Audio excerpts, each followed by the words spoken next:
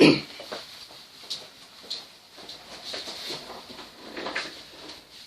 day. This is the seminar that we normally deliver on stress. I'm Andrew Jones, chaplain in the Royal Air Force, and these briefs are designed to help military families to cope with the rigours of military life, but of course the psychological principles we teach in them are useful for everybody in everyday life. Now, normally when you come to seminars or teaching about stress, it tends to be quite heavy-going subject matter, but I hope you're not going to find that to be the case in these presentations. I hope you're going to find them really interesting, because they're going to reveal some very interesting things about us as human beings and how we function. I intend to break this down into 3 parts, and the first part is going to define stress, tell us something about the human story, who we are and where we come from, and introduce us to our essential emotional needs and emotional resources. So let's begin then. The definition of stress: the state arising when the individual perceives that the demands placed on them exceed or threaten to exceed their capacity to cope. Now, often people will tell you that a certain amount of stress is good for you. You need a certain amount of stress to encourage you to get out of bed in the morning. But of course, in real life and real language, we don't use the word stress for that sort of thing. We use the word like stimulation or interest or excitement or enthusiasm. So we tend to keep the word stress for this negative state when we feel we simply cannot cope. And maybe we can't cope, or maybe the idea that we can't cope is simply in our heads. But whatever, when we think we can't cope, that's when we start to experience the symptoms of stress. It's like there's too many plates to keep spinning at any one time. Let's set that definition aside for the moment and just consider what we are as human beings, what sort of thing we are, and where we come from. So what are we and where do we come from, the human story? Well, this is a fascinating story, and it reveals to us, the part at least which we're interested in today, it reveals to us the origins of mental illness in our species. Now, it appears to be the case that physically and genetically we were pretty much fully finished quite a long time ago. That we were an upright, intelligent, naked ape, if you like. But in the records that we find in archaeology and in the fossil records and all the rest of it, we start to discover about 40 to 45,000 years ago something extraordinary starts to happen. We start to discover cave painting, jewellery making, the establishment of funerary rites. So it would appear that we'd grown this big brain previously, but it was almost as if 40 to 45,000 years ago we started to run a different software package. That's probably the easiest way of thinking it. The hardware had grown and made us a quite bright animal, but 40 to 45,000 years ago things start to appear which suggest to us that something new was happening in our brain. The hardware was running new software. Now, some theorists, particularly Joe Griffin, Ivan Tyrrell and others, are theorising that it's at this stage in our development as a human beings, as a species, that imagination came online. Now, when you think of it, what is imagination? Imagination is the ability to go into our heads and to create scenarios which are not actually there. Now, effectively, we are daydreaming. We are doing what we normally do when we're asleep.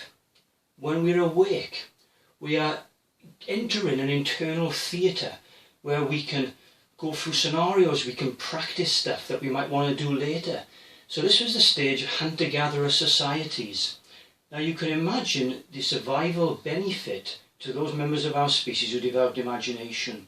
They wouldn't just run out and do their hunter-gathering and just take it as it comes. They could enter their heads, they could play through the scenario, and they could then later avoid problems, take advantage of stuff which was more useful to them. So by practicing stuff in your head before you do it for real, you're going to be more successful doing it for real. So for instance, by going into the theatre, the internal theatre, the imagination, they could say, well, if we go in this direction, we may run into that predator again. If we hunt there, but we didn't find anything there the last time. If we go here, there's going to be no fresh water to sustain us on our journey. But if we go there, all the conditions come together, and it's most likely we will find something worth finding. So having done this internal practice in the first instance, they could then go out and do it for real with greater chances of success. So the ability, while we're awake, to enter the dream theatre, if you like, and to rehearse stuff which we're going to do for real.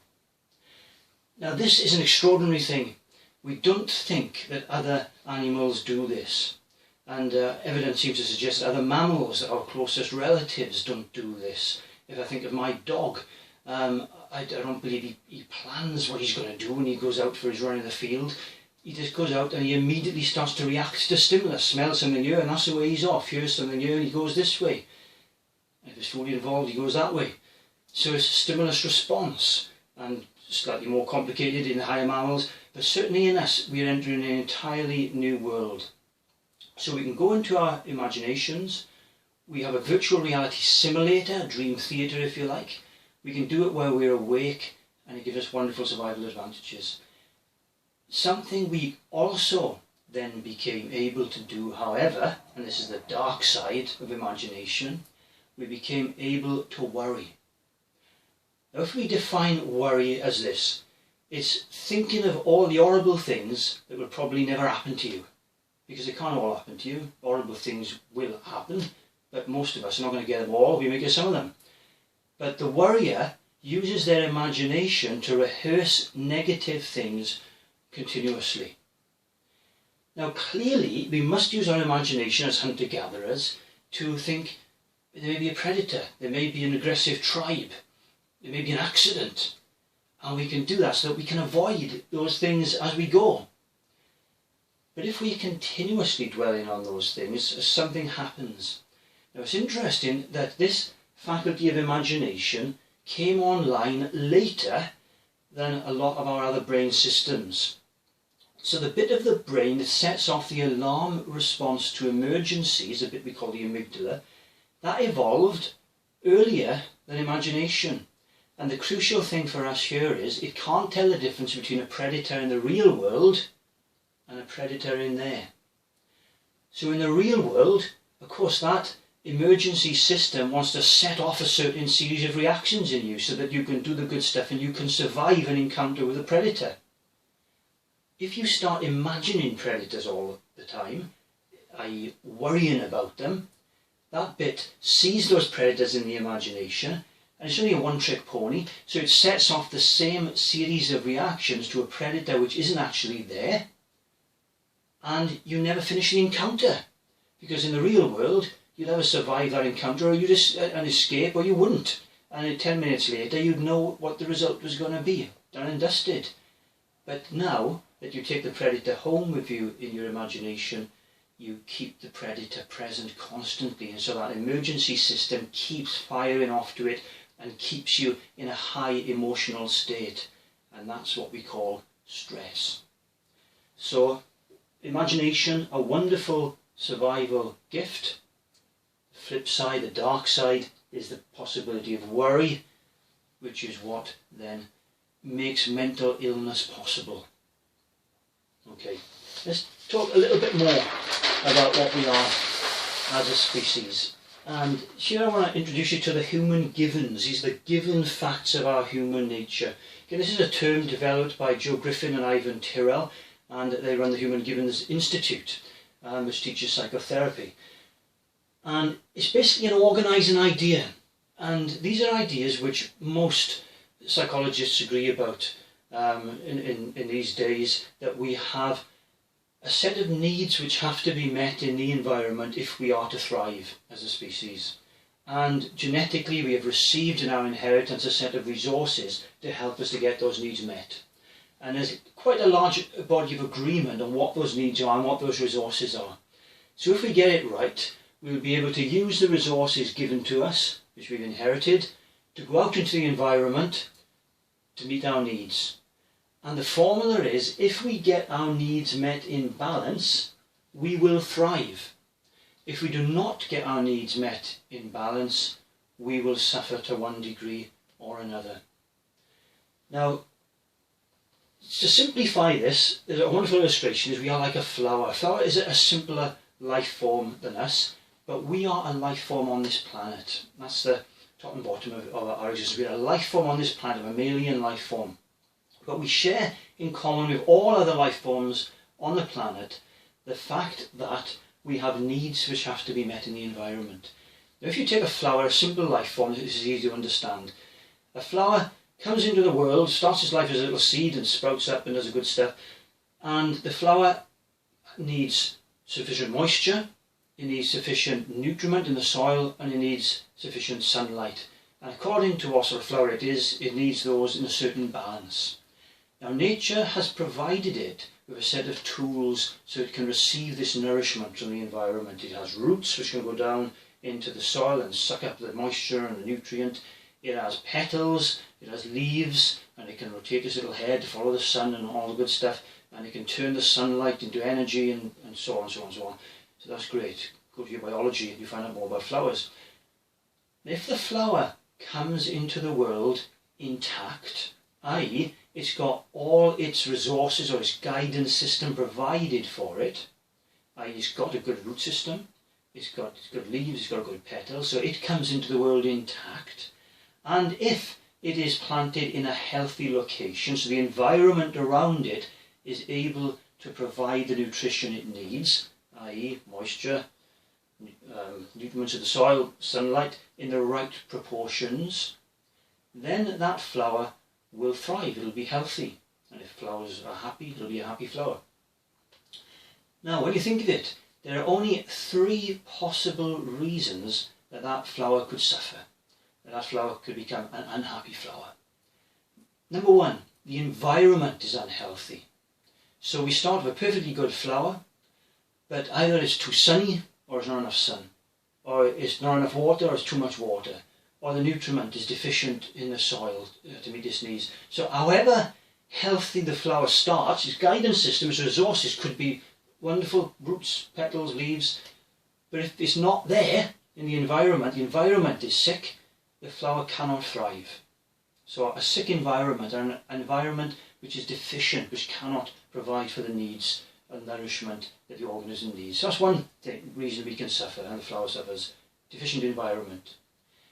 The next reason is the flower has come into a perfect environment, full of nutrition and nourishment and everything else, but somehow its resources, its guidance system, haven't been transmitted to it correctly, or they haven't been developed correctly. So, genetic accident, whatever it is, it doesn't develop a decent root system, leaf system, petals. Therefore, even though the environment is rich and nutritious, the flower hasn't got the ability to absorb nutrition from the environment. So, take it to the human case, of course, sick environment may mean bullying, poor parenting, all that stuff. Resources could be you come into the world with some sort of brain damage, with some inability to take advantage of your environment. For the flower, much simpler. The other and third and final reason that flower could suffer comes into the world with all the resources. Environment is lovely, but the flower gets trod on or chewed on, so it gets damaged on the way. So somehow a perfectly good flower gets damaged. In our case, we get a bang in the head or something of that nature. We get damaged. And of course it could be that our resources are not fully developed, because unlike the flower, which is a very simple organism, which comes into the world and it's more or less done automatically, we have to come into the world and we need the right environment to develop our resources. So they come, a lot of them, in potential. So the potential for empathy, so we can make relationships, is there. But unless it meets a kind human face and good caregiving, that will not develop. So, sick environment, resources either not transmitted genetically or not properly developed, or damage along the way, bang in the head. So, just like a flower, those are the only 3 reasons human beings can suffer. If it all comes good, and our needs are met in balance, we'll be okay. So what are these needs? Well, we're more complicated than a flower. It's not just down to water, sunlight and minerals in the soil. but we do need to meet all our physical needs, and this presentation really assumes that you're getting a good night's sleep, that you're getting a good nutritious food, that you're getting sufficient exercise and sunlight, and all this sort of stuff. So your physical needs clearly have to be met. So we'll assume that they are met, and perhaps that's too big an assumption. So make sure you get decent sleep, good food, decent exercise. And we'll perhaps mention a little bit about those later. But now to look at the emotional, psychological needs which we all share. We all need security. Now this is a physical thing, of course. We have to be safe, but we have to feel safe. We have to feel that when we go to our homes and close the doors, we are safe. Nobody's going to jump on us when we're in bed, unless for fun reasons. But generally, we feel safe in our own homes. We've got somewhere, it's like the hunter-gatherer going back to the cave, knowing his friends are there, they will protect him, they will look after him, he can sleep soundly, the predators are not going to get in, so we have our safe place to go to. To feel unsafe, to be completely off balance, off guard, that's a dreadful thing. And people suffer dreadfully if that's the case. The need to give and receive attention. We need to be in the attention exchange. Our brains are community organs. They are designed to exist in community. We check ourselves out by giving and receiving attention to other people. We check our worldview out, the way we behave, our mannerisms, the way we communicate, by monitoring other people's reactions to us. We feel okay if people give us positive attention. We feel bad if they don't, or if they withhold attention from us, or if they give us negative attention. So being in the attention exchange makes us feel real, makes us feel we're okay as human beings. That's really important. So we're not intended to live in isolation as human beings. We're a herd animal. Now, it's quite interesting how this comes from. When you again look back at our origins, we moved as a species from the rainforest canopies during a time of climate change when the forests were dying back. We were pushed out onto the savannah as an upright, naked, but quite intelligent, ape strolling along the savannah. Couldn't run very fast, didn't have thick hide, didn't have big teeth or big claws. And now we no longer had trees we could scamper up when the predators came along. So out on the savannah, we were basically dinner for predators. And the only way we could survive was by gathering together in groups, so we could make a lot of noise, we could throw stones, shake sticks, take it in turns to be on guard, and together in the group, you had half a chance of surviving. If you were excluded from the group and you were on your own in the savannah, you didn't have a chance. And so this explains our anxiety to belong, our anxiety to be accepted by other people, our anxiety to be included in the group, and how dreadful we feel. There's nothing sadder than the sort of child in the schoolyard who hasn't been picked for the team, who's left standing against the wall. It's the same anxiety as we don't want you in our gang, therefore you're on your own facing the predators this evening. So that goes really, really deep in us, and we can't overestimate that. So all these people who like to sort of pride themselves, I'm my own man, I do my own thing, and don't care about people's opinions, that's all nonsense. Really, it's all a front, it's all a show. We all care if we just admit it to ourselves. So attention. And we'll come on to this connection to other people in a second as well. A sense of control over our environment. This means when I do something, something will happen as a result, and that's predictable. So I can shoot an arrow, and occasionally I'll hit something. I can go out gathering nuts and berries. I have half a chance of finding them. I know where to find the fresh water. I know how to hollow out a canoe, a dugout, or wherever it is. So these are all hunter-gatherer things. In a modern world, it's more sophisticated, but it's still the sense that I can do something that makes something happen in my environment. So the environment is controllable to me. To feel things are running out of control means you might die. So I'm no longer hitting the target, so I'm not getting any dinner. In our case, it could be my finances running out of control, my health, my relationships. They're asking me to do stuff in work I can't keep up with anymore.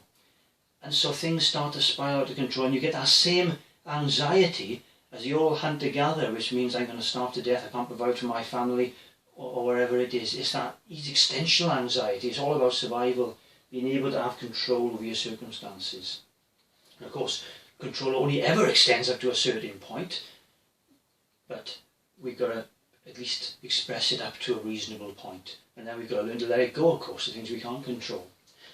Coming back to our relationship to other people, emotional connection to others, feeling part of a wider community, and intimacy. They get all very much related, and it's all about different levels, if you like. Intimacy would be that relationship in which you can be completely yourself, where you're accepted for who you are by another person, where you haven't got to put on airs and graces or anything else. This could be husband, wife, partner, could be a good friend, could be several good friends, share intimacy. Not physically, of course, but emotional, where you can just relax and be you, and they accept you for who you are. And again, it verifies you, validates you as a human being. Being a part of the wider community, this could be a family, extended family, tribe, your work group, your team, emotional connection to others. Again, this is bigger tribal. And we think hunter-gatherer tribes, normally maximum numbers 150, usually a lot smaller than that, according to what the environment could sustain. So we are hardwired to relate to groups of various sizes, small intimate groups, bigger family groups, tribal groups. Then it becomes impersonal. But you can see how in our modern society the opposite to this is easy to describe. That's alienation. And if you're alienated from society, you're not going to be able to vote. If you're alienated from your community, you're not going to do any voluntary work. You're not going to play in the local team. You're not going to go socialising. So by looking at what the opposite is, being cut off, we can see how important it is to be connected. Now, these are all essential needs to us, and that's the point, to feel a connection to a wider group. And to have status in those groups. We all need to feel as if we are worth something. And we get to be worth something by having something to contribute. And when we contribute something the group values, they feed back about it. Now that's something, maybe I'm the one who can run fastest, I bake a nice cake, I tell a good joke. It hasn't got to be for anything fancy. I found the cure to cancer or cold fusion or something. But it can be just that you are accepted because you cheer everybody up. Whatever it is, you're a nice person to have along, or you contribute a skill. And again, that makes you feel safe in the group. Imagine your hunter-gatherers going out hunting and gathering, doing the good stuff, and you know that you've got something, you give, you offer, you're accepted, that's great. But when your status starts to fall in the group, when you feel somebody's taking your place, when you feel you can't contribute so much, you start to get a bit nervous. Do they still like me? Are they going to give me the heave-ho? And of course, remember, when you're kicked out of the group, when you're no longer accepted, when somebody takes a dislike to you, tries to raise their own status by shoving you out, elbowing you aside, you're then in danger because you can't survive on your own on the savannah. In the modern world, status can be gained and lost, getting jobs, losing jobs. Being great at sport, doing your knee and doing your back in. Being promoted in work, being laid off. These are all things which are not just their obvious repercussions, but have emotional repercussions as well. Often people gain status, particularly the ladies, by the control of information flow, otherwise known as gossiping. And they can raise their own status in that way. Young boys often gain status by fighting other boys and winning. That's a very quick way to raise status, but also, of course, a very negative way. So what we want to encourage is people to find ways of gaining status in positive ways that help everybody. And to realise that just because they've done their knee in and they can't compete in the sports anymore, there's other things about them that make them valuable. So status is a more nuanced sort of thing. But at least if we're conscious this is why we're feeling miserable, we can feed back to ourselves and we can start to monitor ourselves and not just be, well, why do I feel like this? Oh, it's because of X, Y, or Z. And again, self-esteem is clearly tied up with this. We feel good about ourselves as other people feel back to us that we're a good person. So we feel good about ourselves because we can do stuff that's good. So learn a skill, practice it, become good at something, and then your self-esteem will rise. But sometimes we forget what we're good at, and we have to remind ourselves or be reminded. Having meaning in life, massively important. to have meaning in life. We're a meaning-seeking creature. Ever since this new software package came online, where we started to paint the walls of caves and make jewellery and practice funeral rites and tool making and everything else, we were also sitting around campfires telling stories, asking the big questions. Why are we here? What's it all about? Where do we go when we die? All that sort of stuff. We're a meaning-seeking creature. And we must engage in this activity. If life becomes meaningless for us, we will suffer emotionally. There's no two ways about it. So whether you're religious or not, find a way of seeking meaning. Traditionally, it's been through religious traditions or spiritual traditions or philosophical traditions. This whole quest to find what's it all about, what's the meaning of my existence. And that's one way of finding meaning, and is a crucial way. The other way is having somebody that needs you, a reason to get up in the morning. If I don't get into work, how will my colleagues cope? If I don't get up and put the children to school, nobody else is going to do it. Who's going to look after my sick mum if I don't get up in the morning? So having people who need you, who rely on you, feeling needed, there's a reason to get up, there's a reason to go on, that gives meaning to your life. Similarly, contributing something. It could be contributing something to a political party or a cause which is bigger than you, that is beyond you, making a contribution to society that is bigger than you. And then the third way of getting meaning is learning. The brain is a learning organ. It wants to learn to make its survival chances better. And so it's happy when it's learning. Learn a musical instrument, learn to bake a cake, learn to do fly fishing. Whatever it is, doesn't matter, learn a language. Doesn't matter what it is, but the brain has a sense that it's going somewhere when it's learning. So never retire and feel that you're finished. Retire from one thing, but take up another thing. Whether that's a hobby, it doesn't really matter what it is, as long as the brain feels that it is making progress in something. So a philosophy of life, a religious tradition, doing something which contributes to something bigger than yourself, having somebody or something that needs you, and learning. These are sources of meaning for us. These are resources, or our guidance system, which we inherit of our genes and which need to be nurtured when we're born to help us to get our needs met.